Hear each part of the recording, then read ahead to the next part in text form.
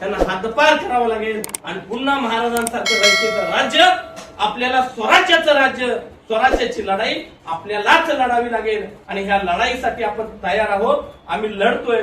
तुम्ही सुद्धा आमच्या सोबत याल, नाही तर म्हणाल तुम्ही लढो हम तुम्हारे साथ है, कपडे संभालो आहे, तर काय अजिबात नको. त्यामुळे आपल्याला हा लढा सगळ्यांनी एकत्रित लढायचा. मी एकटा अजिबात लढू शकत नाही. इथं बसलेली माणसं एकटी काहीच लढू शकत नाहीत. हा सामूहिक लढा आहे, सामूहिक विचारांची लढाई आहे आणि सामूहिक पद्धतीने आपण लढूया, सामूहिक पद्धतीने याचं नेतृत्व करूया. एवढे समाज पक्षाचे प्रदेश कार्यकारिणी सदस्य आणि ज्येष्ठ नेते सय्यद बाबा शेख, त्याचबरोबर दुसरे प्रदेश कार्यकारिणी सदस्य नानासाहेब गुंदारे, आमच्या समवेत असलेले प्रदेश कार्यकारिणी सदस्य परमेश्वरजी गुजरे, त्याचबरोबर ज्येष्ठ नेते वाल्मिक भोकरे साहेब, त्याचबरोबर या ठिकाणी आवर्जून उपस्थित असणारे आमचे कचरे पाटील डॉक्टर शिंदे साहेब, नरोडे मॅडम आणि या जिल्ह्याचे जिल्हाध्यक्ष साबणे साहेब आणि उपस्थित सर्वच ज्येष्ठ तरुण सहकारी बांधवांनो, राष्ट्रीय समाज पक्षाच्या माध्यमातून युवा जोडो संवाद यात्रा आमची सुरू आहे. आज बाबांनी सांगितलं तसं आज आदिवासी दिन आहे, एकादशी आहे, पण त्याच्या पलीकडे जाऊन आज क्रांती दिन सुद्धा आहे. आणि ही क्रांती घडवण्यासाठी खऱ्या अर्थानं आपण सगळेजण या ठिकाणी एकत्रित आहोत. क्रांती घडवणारी माणसं ही कुठल्याही अडचणीला सामोरे जाऊन त्यांची क्रांती घडवण्याची लढण्याची एक धडपड असते. निश्चित आम्हाला यायला 2 तास उशिरा झाला, परंतु ज्यांना खऱ्या अर्थानं क्रांती घडवायची आहे ते मावळे आता देखील या ठिकाणी उपस्थित आहेत. कसं असतंय, यात्रा असते आणि कीच असतो, किचात पुजारी फक्त जातो, सगळं गाव उदो उदो म्हणतं. तशीच परिस्थिती चळवळी सुद्धा असते. आपल्याला एका विचारधारेवरती काम करत असताना संयम फार महत्वाचा असतो. निश्चित काय जाणीवपूर्वक आम्हाला वेळ झाला नाही, डॉक्टर साहेबांनी सगळ्या गोष्टी सांगितलेल्या आहेत. मुळामध्ये मी आयोजक आता रमेश वरकाटे आमचे कुठे गेले मला माहित नाही, त्यांनी म्हणजे ती पोहोचलेच नाही अजून.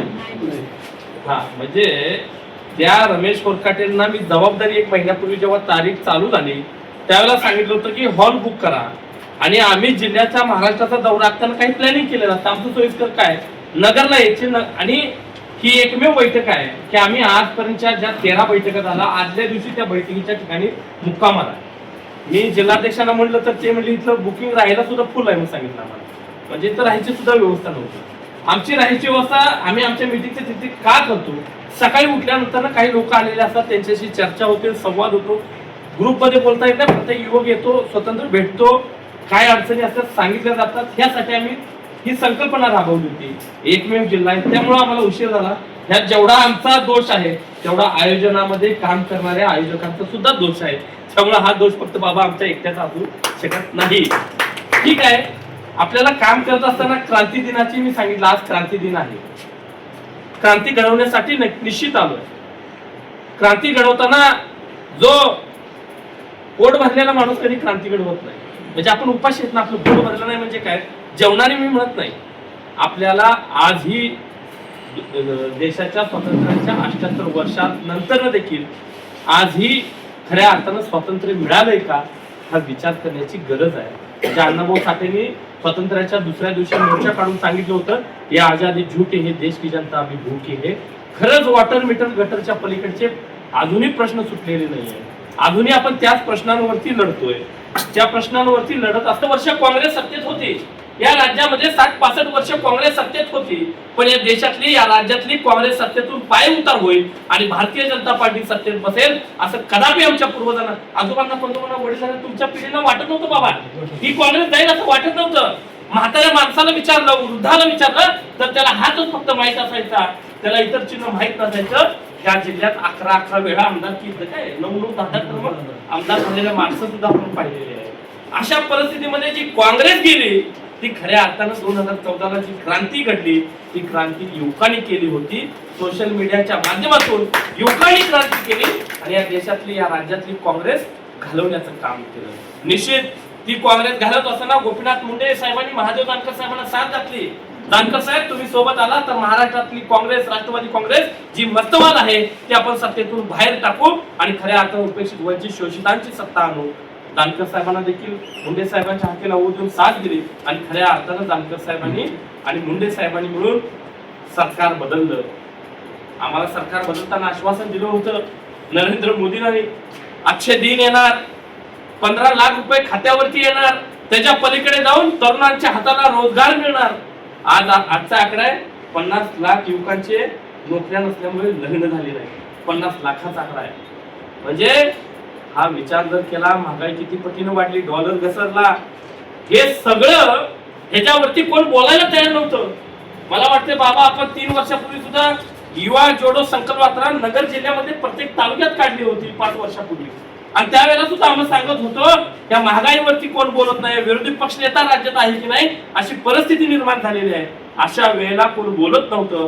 पण 12 वर्षानंतर एका न्यायाधीशाने तरुणाला झुरळ संबोधित केलं आणि ह्या झुरळाने क्रांती खेळवली आणि खऱ्या अर्थानं देशाच्या शिक्षण मंत्री धर्मेंद्र प्रधानाला राजीनामा द्यायला भाग पडलं. खऱ्या अर्थानं तरुण पेटून उठला.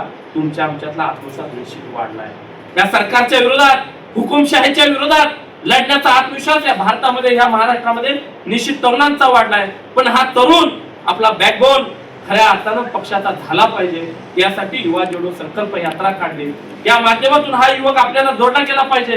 या माध्यमातून हा युवक नेतृत्व केला पाहिजे आणि ह्या युवकानं नेतृत्व केल्यानंतर ना निश्चित राजकारण वाईट नाही, राजकारण चांगलं आहे. पण चांगली राजकारण करणारी माणसं जर राजकारणात आली तर राजकारणाचा चेहरा मोहरा बदलल्याशिवाय राहणार नाही.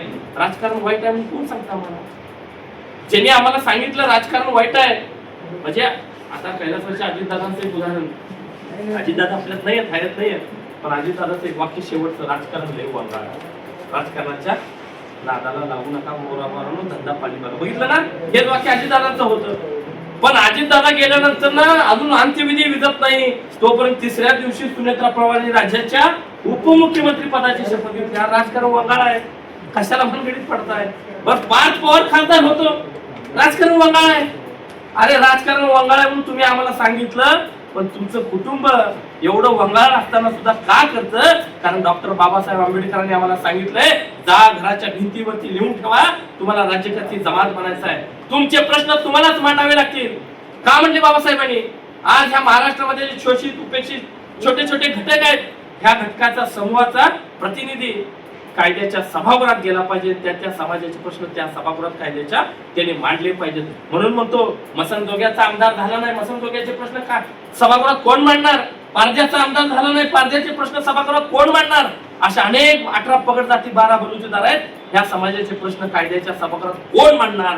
म्हणून डॉक्टर बाबासाहेब आंबेडकरांनी आम्हाला सांगितलं होतं, सत्ताधारी जमात बना.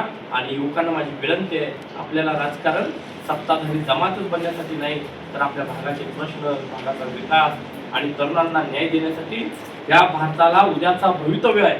आजचा तरुण भारताचं उद्याचं भवितव्य आहे. हा तरुण निश्चित क्रांती घडवू शकतो आणि ही क्रांती घडवण्यासाठी नवयुवक पक्षाला जोडला गेला पाहिजे. मी एक मेसेज टाकला होता, बाबा नानाभाऊनी पाहिलं की ज्यांना पक्षामध्ये काम करायचं आहे त्यांनी माझ्याशी संपर्क साधावा. म्हणजे तुमच्या गणेश वाकडेंचा सुद्धा मला त्यावेळेला संपर्क झाला. अनेक महाराष्ट्रातल्या 350 तरुणांनी मला संपर्क केला आणि पक्षात काम करण्याची इच्छा व्यक्त केली. ते प्रत्येक मिटिंगला पोहोचत आहे. मला निश्चित मी सगळ्यांच्या तुमच्या साथीनं सांगतो, 350 युवकांनी साथ घालून पक्षामध्ये काम करण्याची नव्याने विनंती केलेली आहे. या महाराष्ट्रात माझ्यावरती जबाबदारी येऊन गेले 3-4 महिने झाले. येणाऱ्या 1 वर्षाच्या माझ्या कार्यकाळात 1000 तरुण पक्षाला नवीन जोडला जाईल संकल्प या माध्यमातून केलेला आहे. महाराष्ट्राच्या कानाकोपऱ्यामध्ये आपल्याला पोहोचायचं आहे. असं गाव ठेवायचं नाही, त्या गावामध्ये पक्षाची शाखा नाही, गाव तिथं शाखा, घर तिथं कार्यकर्ता. हे अभियान आपल्याला जिल्हाध्यक्षांपासून तालुका अध्यक्षापर्यंत राबवावे लागेल. आज निश्चित युवकांची आपल्याला निवडी करायची आहे. ज्या युवकांच्या निवडी करायच्या आहेत त्या युवकांना माझी विनंती आहे, या जिल्ह्यामध्ये 14 तालुके आहेत आणि 14 तालुक्यामध्ये आपण युवकचे 2 जिल्हाध्यक्ष करणार आहोत, बरोबर? आणि या दोन्ही तालुका अध्यक्ष, ह्या दोन्ही जिल्हाध्यक्षांनी येणाऱ्या 29 तारखेपर्यंत, 29ला पक्षाचा वर्धापन दिन पुण्यात आहे, तोपर्यंत आपल्याला 14च्या 14 तालुकाध्यक्ष हे पूर्ण करून घ्यावे लागतील. तालुकाध्यक्ष पूर्ण करून घेतल्यानंतर जिल्ह्याची कार्यकर्त्यांना, जिल्ह्याचा अध्यक्षाला सुद्धा स्वतःची 21 लोकांची कार्यकारिणी पूर्ण करावी लागेल. तालुक्याची 21 लोकांची कार्यकारिणी पूर्ण करावी लागेल. हे सगळं करत असताना संघटन मजबूत झालं पाहिजे. ज्याला वाटतंय मी नेतृत्व करू शकतो, ज्याला वाटतंय मी राजकारणात सक्सेस होऊ शकतो, अशा तरुणांना संधी देण्याचं काम या पक्षाच्या माध्यमातून आदरणीय राष्ट्रीय समाज पक्षाचे संस्थापक अध्यक्ष जाखर साहेबांच्या माध्यमातून आपल्याला करायचं आहे. ही सगळी करत असताना मी नेहमी सांगतोय, हा पक्ष आपला आहे बांधवांनो. त्या पक्षामध्ये तुम्हाला आम्हाला आमदार व्हायचं असेल तर राष्ट्रीय समाज पक्षाशिवाय पर्याय नाही. याचं कारण काय तर पंकजा मुंडेंचं मी उदाहरण देतो. पंकजा मुंडे काय म्हणायच्या, तुम्ही सगळ्यांनी पाहिलंय 2014च्या पूर्वी त्यांचं भाषण जर ऐकलं तर भारतीय जनता पार्टी हा माझ्या बापाचा पक्ष आहे. बाबांनी सुद्धा भाजपमध्ये काम केलंय, पण त्यावेळची भाजप वेगळी होती. गोपीनाथ मुंडेंच्या नेतृत्वाखाली उपेक्षित वंचित बहुजन सारा भारतीय जनता पार्टीमध्ये होता. पण त्यावेळेला पंकजा मुंडे म्हणायच्या भारतीय जनता पार्टी पक्ष हा माझ्या बापाचा पक्ष आहे. मला प्रश्न पडतो, पंकजाताई, तो जर तुमच्या बापाचा पक्ष असता तर मुंडे साहेब गेल्यानंतर ना तुम्ही संघर्ष यात्रा पूर्ण महाराष्ट्रात काढली, राज्यामध्ये सत्ता परिवर्तन झाली, राज्यामध्ये भारतीय जनता पार्टी महायुतीचं सरकार आलं आणि ते आल्यानंतर ना मुख्यमंत्री करण्याची वेळ आली. त्यावेळेला पंकजा मुंडेंना मुख्यमंत्री केलं नाही. मुख्यमंत्री कोण झालं? देवेंद्र फडणवीस मुख्यमंत्री झाले. कारण पक्ष देवेंद्र फडणवीसाच्या बापाचा गंगाधर पंत फडणवीसांचा होता, म्हणून हे शक्य झालं. त्यामुळं भारतीय जनता पार्टीत काम कुणी करावं? ज्याला फडणवीसांच्या मुलीची काळजी आहे, तिला आमदार भविष्यात झालं पाहिजे असं ज्याला वाटतंय, किंवा फडणवीस देशाचे प्रधानमंत्री झाले पाहिजेत असं ज्याला वाटतंय, ज्याला फडणवीसांच्या पुढल्या पिढींची काळजी आहे, त्यांनी भारतीय जनता पार्टीमध्ये काम करावं. बाळासाहेब ठाकरे वंदनीय, त्यांनी कधीच सत्तेचं पद भोगलं नाही. बाळासाहेब नेहमी म्हणायचे मी रिमोट कंट्रोल आहे. महाराष्ट्रातल्या उपेक्षित वंचित शोषित घटकांना खासदार आमदार करण्याचं काम बाळासाहेबांनी केलं. पण बाळासाहेब गेल्यानंतर पोरानं नातवानं बॅकलॉगच म्हणून काढला सत्तेचा. पोरग मुख्यमंत्री झालं, नातू कॅबिनेट मंत्री झाला, सगळी सत्ता भोगली. काय शक्य झालं? पक्ष उद्धव ठाकरेच्या बापाचा होता म्हणून शक्य झालं. पक्ष हो त्यांच्या बापाचा होता. त्या शिवसेनेत काम कोणी करावं? ज्याला वाटतंय ते पुन्हा उद्धवजी मुख्यमंत्री झाले पाहिजेत, आदित्य कॅबिनेट झाला पाहिजे, ठाकरे कुटुंबाची ज्याला काळजी आहे, अशा तरुणांनी शिवसेनेत काम करावं. आणि आता बघितले आमच्या नरवडे मॅडम आहेत, त्या काय खासदार होऊ शकतात का? सामान्य कुटुंबातल्या महिला खासदार होऊ शकतात का? होऊ शकत नाही. पण सुप्रिया सुळे डायरेक्ट 2003-04 ला राजकारणात आल्या आणि ते राज्यसभेच्या खासदार झाल्या. काय शक्य झालं? पक्ष तिच्या बापाचा होता, शरद पवारांचा पक्ष होता ना, म्हणून त्या खासदार झाल्या. मग त्या पक्षात राष्ट्रवादीत कुणी काम करत? ज्यांना वाटतंय पवार साहेबांनी अजून देशाचं प्रधानमंत्री झालं पाहिजे, ज्याला वाटतंय सुप्रिया सुळे राज्याच्या मुख्यमंत्री झाले पाहिजेत, देशाच्या कॅबिनेट एक्सपान्शन मध्ये त्या मंत्री झाल्या पाहिजेत, असं ज्यांना वाटतंय अशा लोकांनी राष्ट्रवादी काँग्रेस पक्षात काम करावं. आणि ज्यांना वाटतंय की मला आमदार कोण नाही, बायका नाही, पोर नाही, कोण नाही, त्यांचा संसार आपणच आहोत, म्हणून आपल्याला आमदार खासदार बनण्यासाठी उपेक्षिताला अपेक्षित ठिकाणी घेऊन जाण्यासाठी खऱ्या अर्थानं जानकर साहेबांनी ह्या पक्षाची स्थापना केलेली आहे. आणि हे घेऊन जात असताना तरुण पिढीला मला विनंती आहे, आज पक्षाच्या माध्यमातून जे आपण तरुण आहेत काय त्या तरुणांच्या हातात आपण पक्षाची धुरा देणार आहे. अशा तरुणांच्या माध्यमातून आज आम्ही आलोय म्हणून बैठक झाली, आनंदाची बाब आहे. पण आम्ही नसताना या जिल्ह्याचे प्रदेश उपाध्यक्ष डॉक्टर प्रल्हाद पाटील साहेब असू देत, बाबा असू देत, नानाभाऊ असू देत, तुम्ही तिघही राज्याच्या कमिटीवरती आहात. अजून 2-3 माणसं राज्याच्या कमिटीवरती ह्या जिल्ह्यातले आहेत. 6 लोक या जिल्ह्यातील 6 जण प्रदेश कमिटीवरती आहे. आमच्या अपरोक्ष या 6 लोकांच्या उपस्थितीत प्रत्येक महिन्याला एका तालुक्यात बैठक जर झाली तर निश्चित बाबा ह्यात वाढ होत जाते, नवीन लोक जोडली जातात. पण आपला संवाद हा बऱ्याच काळानंतर घडतो. त्यामुळे आता आम्ही ठरवलंय प्रदेश कमिटीच्या वतीनं 4 महिन्याला एक महाराष्ट्राचा दौरा आमचा होईल. म्हणजे 4 महिन्यानं आज आलोय, पुढच्या 4 महिन्यामध्ये पुन्हा तुमच्याकडे येणार. 4-4 महिन्याला आमचे दौरे होतील. पण त्याच्यापूर्वी तुमच्या 3 बैठका किमान आम्ही येण्याच्या पूर्वी महिन्याच्या त्या व्हाव्या. कारण ह्याच्यामधून कार्यकर्त्याच्या अडचणी प्रश्न लोकांनी राष्ट्रीय समाज पक्षामध्ये काय यावं, कशासाठी आपल्याकडे आलं पाहिजे, आपण लोकांचे प्रश्न सोडवले पाहिजेत. अध्यक्ष, आपण लोकांच्या प्रश्नांना वाचा फोडली पाहिजे, आंदोलन पुकारलं पाहिजे, तरुणांना न्याय देण्याची भूमिका घेतली पाहिजे. मी ज्या वेळेला 2008 ला विद्यार्थी आघाडीचा शहर अध्यक्ष होतो त्यावेळेला आम्ही एक मोहीम राबवली. शेतूमध्ये होणारी लूट असू दे, विद्यार्थ्यांच्या